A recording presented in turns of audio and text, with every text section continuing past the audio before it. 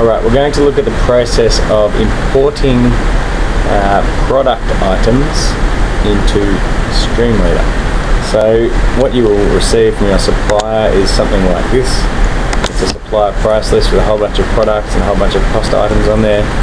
There's columns all over the place. There's no way that the product can easily, it'll probably change by the time next month's price list comes out. There'll be new columns, or it won't be at the same point. So what you need to do, and is this Excel? This is in Excel. PDF's the same concept. You can copy and paste from PDFs into Excel, but it can be more tricky, more of a hassle. But there's an admin component in getting receiving these price lists. What you'll have to do is copy and paste the section, okay, and paste it into a spreadsheet. Here's one I prepared earlier, okay. And what we have here is we need to sort into the supplier code, our product category, our product subcategory, the product name, any product notes that we need, the cost price, and the unit of measure. Now these are just numbers. You'll notice that in the unit of measure, the product category and the product subcategory, there's little red markers at the top of the cell just give you some instructions about where to find those numbers. But what we need to do is come into StreamLeader and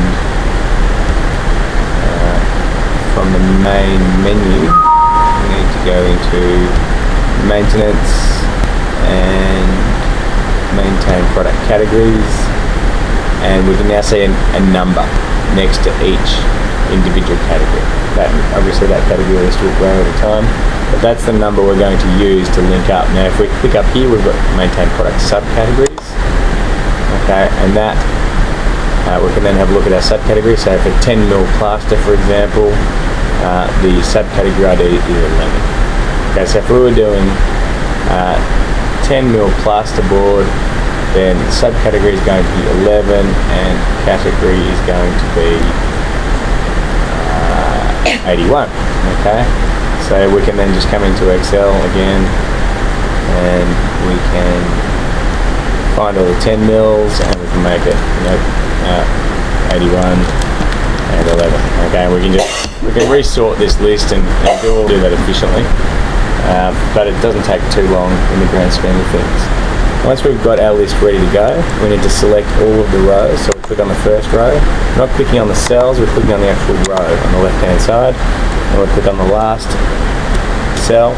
You can do as many of these as we want in one go. Control C for copy. Back to StreamLeader.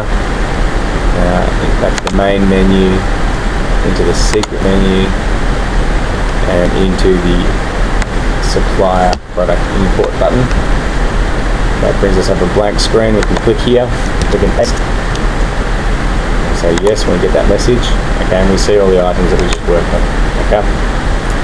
Now, all we have to do here, actually if I run that, the problem with that is it's going to take away the categories which I set up before, so I'm not actually going to import button. Okay, so I can hit the import button, and when I do that it says which supplier is this for.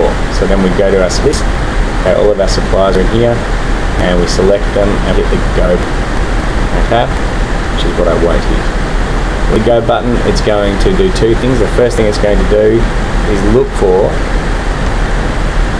this supplier code in our list, okay, and if that exists, it's going to update all of these available with what was in that supplier code for. If it's a supplier code that wasn't there previously, it's going to add that product to our list and into the appropriate product categories we've selected. And I'm going to have a look at what we have in our cost code list.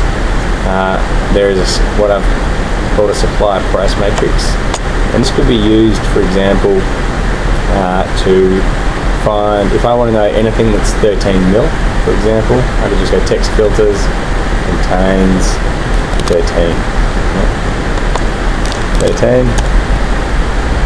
and that would, for example, give us anything 13mm, okay, and all suppliers would exist in this list, would then be displayed in this list that was supplying 13mm. We could quickly copy and paste that if we wanted, okay, and it shows us the category and the subcategory and everything else. If I wanted to take that out into Excel, that would be easier. Just do that, and I would say blank workbook.